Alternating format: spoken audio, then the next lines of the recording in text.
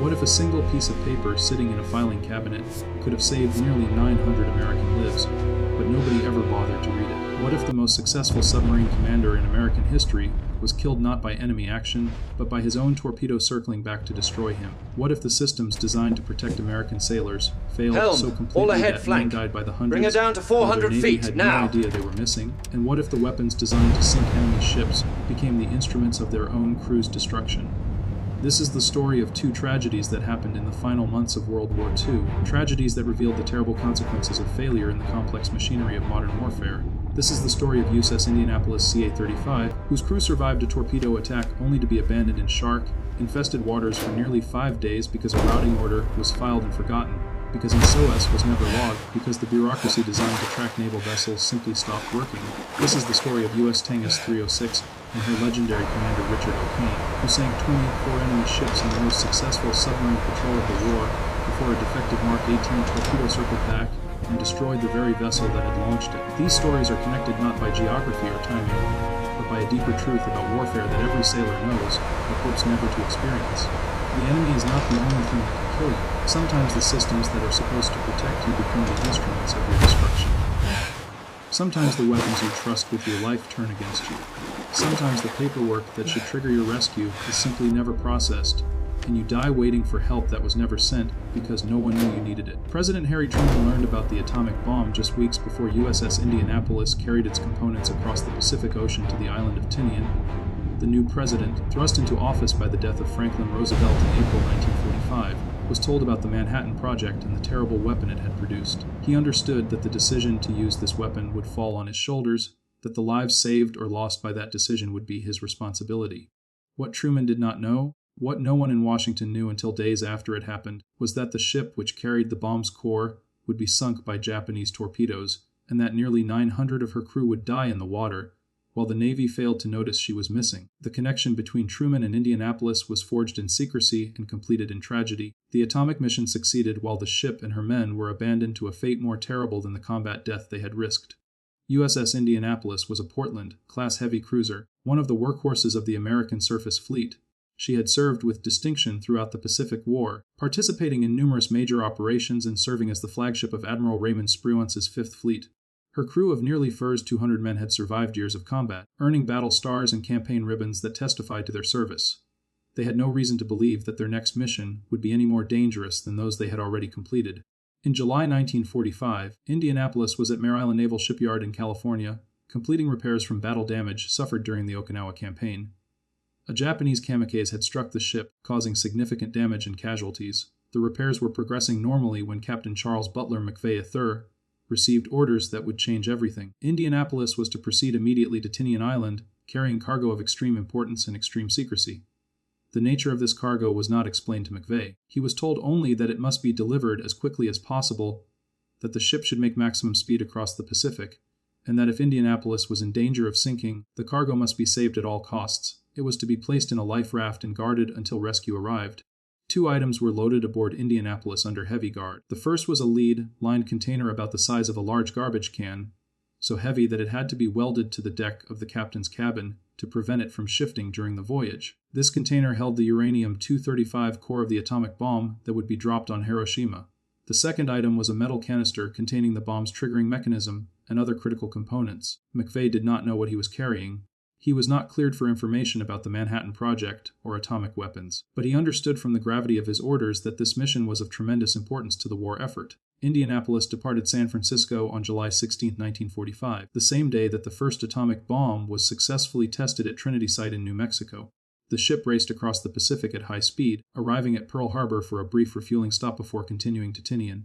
The secret cargo was delivered on July 26, offloaded with the same security that had surrounded its loading. Within days, it would be assembled into the weapon that destroyed Hiroshima and helped end the war. The men of Indianapolis had completed one of the most important missions of World War II without ever knowing what they had carried. With her secret mission accomplished, Indianapolis received orders to proceed to Guam and then to Lake Gulf in the Philippines.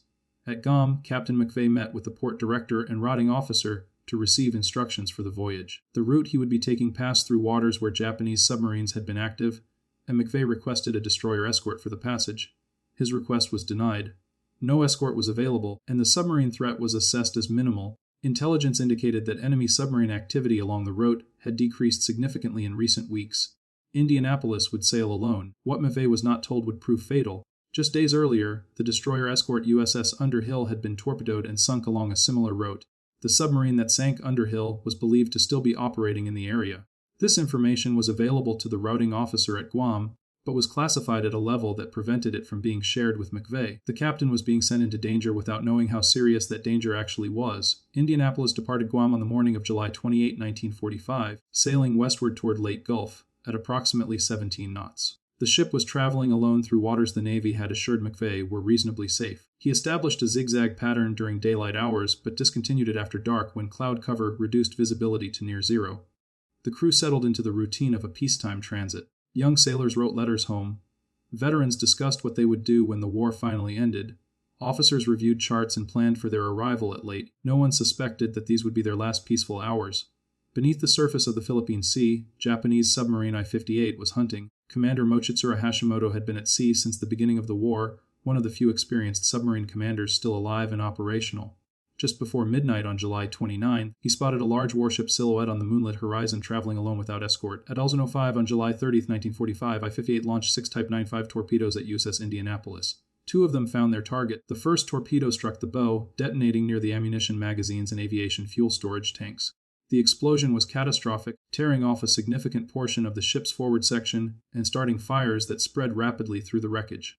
Before the stunned crew could react, a second torpedo struck amidships, destroying the forward engine room and cutting all electrical power. Captain McVeigh was thrown from his bunk by the explosions.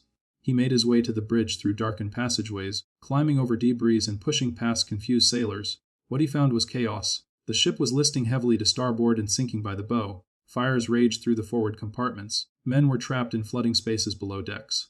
McVeigh tried to send a distress signal, but the explosions had destroyed the main radio room and killed most of the communications personnel. Some surviving radiomen managed to reach emergency equipment and began transmitting SOS messages, tapping out Indianapolis's position and desperate situation on backup gear. Whether these distress signals were ever properly received and logged would become one of the central controversies of the disaster. Approximately 12 minutes after the first torpedo struck, USS Indianapolis rolled over and plunged beneath the waves. She took with her about 300 men who had been killed by the explosions, trapped in flooding compartments, or unable to escape the sinking vessel. Nearly 900 sailors made it into the water alive. They were scattered across several miles of ocean in the darkness, most of them wearing only Kapok life jackets. Many were wounded. All were covered in the thick fuel oil that had spilled from the ship's ruptured tanks. They gathered in groups where they could, linking arms to stay together, scanning the horizon for the rescue they believed would come with dawn. That rescue would not come for nearly 5 days, and in those 5 days, more than 580 of those men would die. The failure that doomed the survivors of Indianapolis was not a single mistake, but a cascade of errors that revealed a system grown dangerously complacent. The ship's movement report had been transmitted to several commands, including the port director at Leyte, who was expecting her arrival on July 31. When Indianapolis failed to arrive, no alarm was raised. The port director at Leyte had a standing policy of not reporting the non-arrival of combatant ships.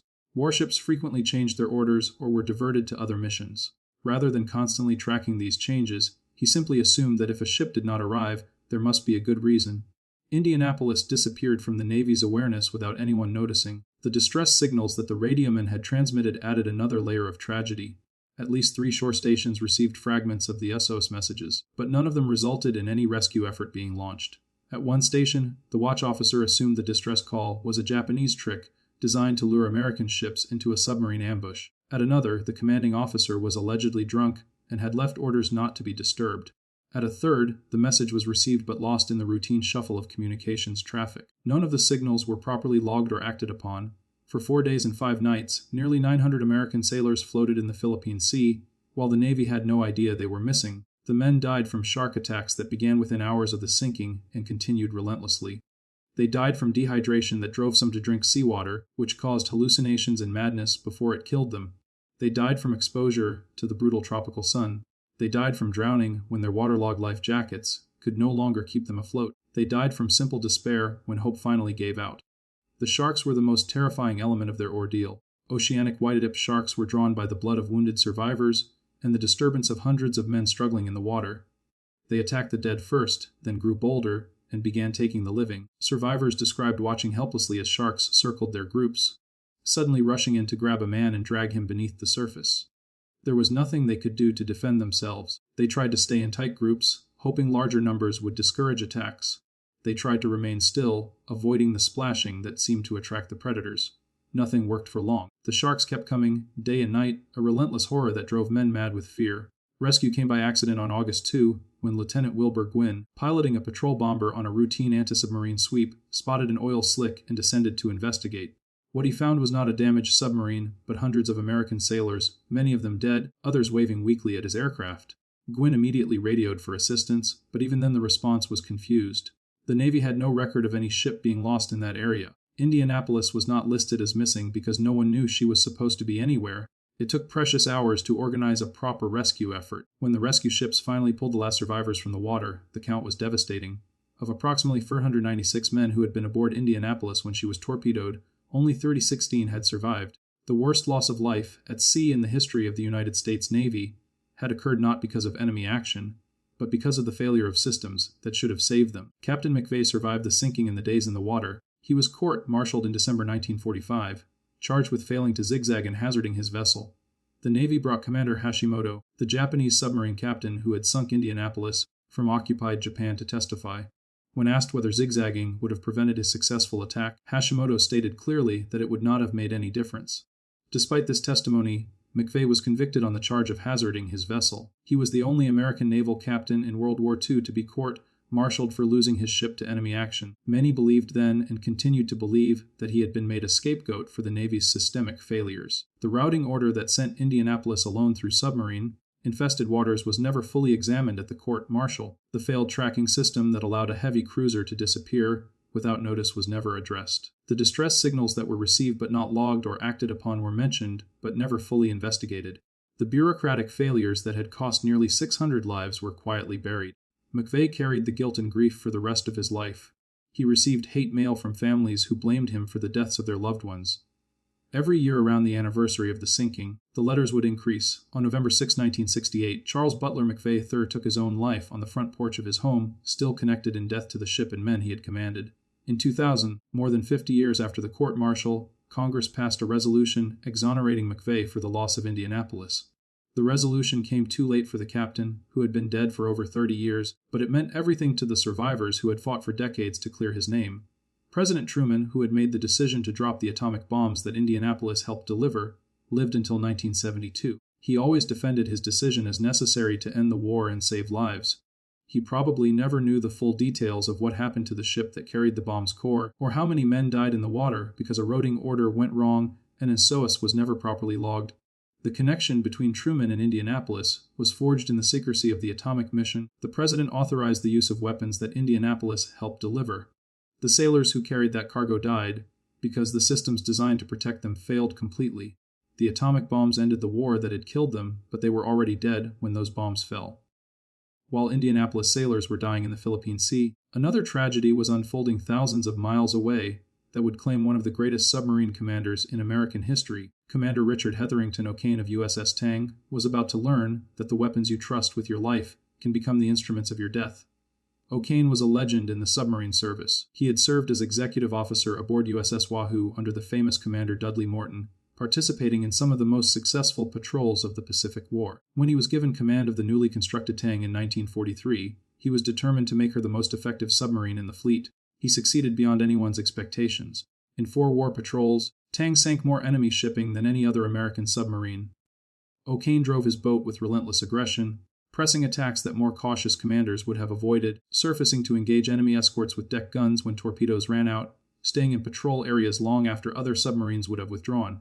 His crew both feared and adored him. O'Kane demanded perfection and accepted no excuses. He trained his men until they could perform their duties blindfolded, until the boat operated as a single organism, rather than a collection of individuals. Tang was credited with sinking 33 ships totaling over 116,000 tons, the highest total of any American submarine in the war.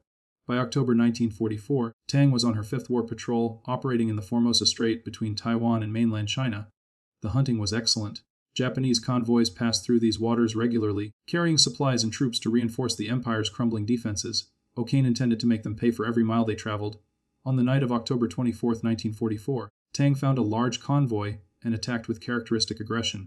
O'Kane brought his boat to the surface for a night attack, using the darkness to close with the enemy while remaining invisible. The first attack run was devastating. Tang's torpedoes struck home, sending ships to the bottom in explosions that lit up the night. O'Kane pressed on, reloading torpedo tubes and positioning for another attack. The convoy was scattering, escorts searching frantically for the submarine that was destroying them. Tang weaved through the chaos, selecting targets, firing, turning for another run. By the early hours of October 25, Tang had expended all but 2 of her 24 torpedoes. The convoy had been shattered. Ships were burning and sinking across miles of ocean. O'Kane decided to use his last 2 torpedoes on a damaged transport that was struggling to escape. Tang closed to point-blank range less than 1,000 yards from the target. At 02:20, O'Kane ordered the first of the 2 remaining torpedoes fired. It ran straight and true, striking the transport and adding to the destruction Tang had wrought that night. At 02:25, O'Kane ordered the final torpedo fired. It was a Mark-18 electric torpedo, designed to leave no wake that could be traced back to the launching submarine. The weapon left the tube normally, appearing to run true toward the target. Then something went wrong. The Mark-18 torpedo had a known defect that had plagued the weapon throughout its service. Sometimes the steering mechanism would fail, causing the torpedo to turn in an uncontrolled circle. The Navy knew about this problem, but had not adequately addressed it. The Mark-18 was faster to produce than older torpedo designs, and the war demanded weapons in quantity even if their quality was imperfect. O'Kane watched in horror as his torpedo curved away from its target and began turning to the left. It was making a circular run, and that circle was bringing it back toward Tang. There was no time to dive. There was no time to maneuver. The torpedo was moving at over 40 knots, covering the distance in seconds. O'Kane barely had time to shout a warning before the Mark-18 struck Tang in the after-torpedo room, detonating with the same force it would have used against an enemy ship. The explosion was catastrophic. The after section of the submarine was destroyed instantly, killing the men stationed there. Tang's stern plunged downward, the boat beginning to sink by the after end. Water rushed into the damaged hull as the surviving crew members fought to escape. O'Kane was thrown from the bridge by the explosion. He found himself in the water, watching his submarine sink beneath him. Around him, other survivors were struggling in the oil-covered sea, some wounded, all in shock at what had just happened. Tang settled to the bottom in about 180 feet of water, her bow pointing upward at a steep angle. Incredibly, some men in the forward compartments had survived the explosion and the sinking. They were trapped in a submarine resting on the bottom of the Formosa Strait, with no power, diminishing air, and almost no hope of rescue. The survivors in the forward compartments tried to escape using the Momsen lung, an early escape device that allowed submariners to breathe while ascending from a sunken submarine. Some made it out alive. Others died in the attempt, overcome by pressure or unable to clear the escape trunk. Of the approximately 30 men who survived the initial sinking and attempted escape, only 8 made it to the surface alive. O'Kane and the other survivors on the surface were picked up by Japanese patrol boats within hours. They were taken prisoner and spent the remainder of the war in Japanese camps, enduring brutal treatment and starvation. O'Kane later described the imprisonment as worse than anything he had experienced in combat. Of Tang's crew of 87 men, only 9 survived the sinking and the subsequent imprisonment. The most successful submarine in the American fleet had been destroyed not by Japanese depth charges or aircraft, but by her own torpedo. The Mark-18 failure that killed Tang's crew was a known defect that the Navy had failed to correct. The parallel between Tang and Indianapolis is stark and disturbing. Both ships were destroyed not solely by enemy action, but by failures within the American military system. Indianapolis was sunk by Japanese torpedoes, but her crew died because of failures in routing, tracking, and communications. Tang was technically sunk by her own torpedo, but her crew died because of a known defect in the Mark-18 that the Navy had not adequately addressed. In both cases, the men trusted that the system supporting them would function as designed. The sailors of Indianapolis trusted that if their ship was sunk, the Navy would notice their absence and send rescue. The crew of Tang trusted that the torpedoes they fired would run true toward the enemy, not circle back to destroy them. In both cases, that trust was fatally misplaced. Commander O'Kane survived the war and returned to the United States in 1945. He was awarded the Medal of Honor for his extraordinary success as a submarine commander, the citation noting his sinking of 24 enemy vessels during Tang's final patrol alone. He remained in the Navy after the war, eventually rising to the rank of Rear Admiral before retiring. But O'Kane never forgot the men who died when his own torpedo turned on them. He never forgot the trapped sailors who died trying to escape from the forward compartments. He never forgot the men who survived the sinking only to die in Japanese prison camps. The tragedy of Tang haunted him for the rest of his life, a reminder that in war, death can come from unexpected directions. The Mark-18 torpedo was eventually replaced by improved designs that corrected the circular run problem. But the men of Tang and other submarines lost to torpedo malfunctions were already dead. The Navy learned its lessons, but it learned them too late for the crews who paid the price for defective weapons. Both tragedies reveal a deeper truth about modern warfare that extends far beyond the specific circumstances of Indianapolis and Tang. The systems that support combat forces, the communications networks and tracking systems and weapons and logistics, are only as reliable as the weakest link in their chains. When those systems fail, men die. The routing order that sent Indianapolis alone through dangerous waters was a link that failed. The tracking system that was supposed to notice when she did not arrive was a link that failed. The radio operators who received distress signals but did not act on them were links that failed. The result was nearly 600 men dead in the water. The Mark-18 torpedo that circled back to destroy Tang was a link that failed. The quality control that should have identified and corrected the defect was a link that failed. The result was 78 men dead, the most successful submarine of the war destroyed by her own weapon. President Truman made the decision to drop atomic bombs on Japan, hoping to end the war without an invasion that might cost 1 million American lives. The ship that carried the bomb's components was lost to failures that had nothing to do with the enemy. The president's decision was vindicated by the Japanese surrender, but the men of Indianapolis never lived to see it. Commander O'Kane sank more enemy shipping than any other submarine commander in history. He was a hero by any measure, his courage and skill undeniable. But he survived the war only to carry the memory of his crew's deaths for the rest of his life, knowing that they had been killed not by the enemy, but by a defective American weapon. These stories are rarely told together, but they belong together. They remind us that warfare is not just a contest between opposing forces, but a test of the systems that support those forces. They remind us that the enemy is not the only thing that can kill you, that sometimes the greatest dangers come from within your own organization. The survivors of Indianapolis and the prisoners from Tang returned home to a nation celebrating victory. They had survived experiences that most Americans could not imagine. They carried memories that would never fade, nightmares that would visit them for the rest of their lives. The Navy investigated both disasters, identified failures, made recommendations for improvement. Some of those recommendations were implemented. Others were filed away and forgotten. The institutions moved on, but the men who had suffered could never fully move on. Captain McVeigh killed himself in 1968. Still carrying the burden of a court-martial conviction that many believed was unjust. Commander O'Kane lived until 1994, dying at the age of 83, a respected admiral who had served his country with distinction. Both men were shaped by tragedies that revealed the terrible cost of systemic failure. 900 men lost because no sauce was logged. 78 men dead because a torpedo ran in a circle. Two tragedies that happened in the final months of World War II, when victory was already in sight, when the men who died had every reason to believe they would survive to see peace. The routing order that killed Indianapolis and the Mark-18 failure that killed Tang are reminders that war is always more complicated than it appears. The enemy is obvious and can be fought. The failures within your own system are hidden until they kill you.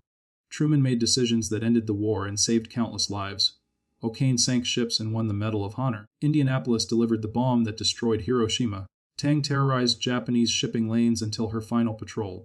All of these achievements are part of the historical record. But so are the failures, the sauce that was never logged, the routing order that sent a ship to its doom, the torpedo that ran in a circle, the tracking system that did not track, the men who died waiting for rescue that never came, or drowned in a submarine sunk by her own weapon. These are the stories we must remember if we are to understand the true nature of warfare. Victory is never clean. Heroism is never enough to prevent tragedy. Systems fail, and when they fail, men die. 900 sailors from Indianapolis. 78 submariners from Tang, nearly 1,000 Americans killed not by enemy action alone, but by failures within the systems that were supposed to protect them. Their deaths are a warning that echoes across the decades, a reminder that the bureaucracy can kill you just as surely as the enemy. And somewhere in the depths of the Pacific, the wrecks of Indianapolis and Tang still rest, permanent memorials to courage and tragedy, to success and failure, to the complex truth of warfare that no simple narrative can fully capture.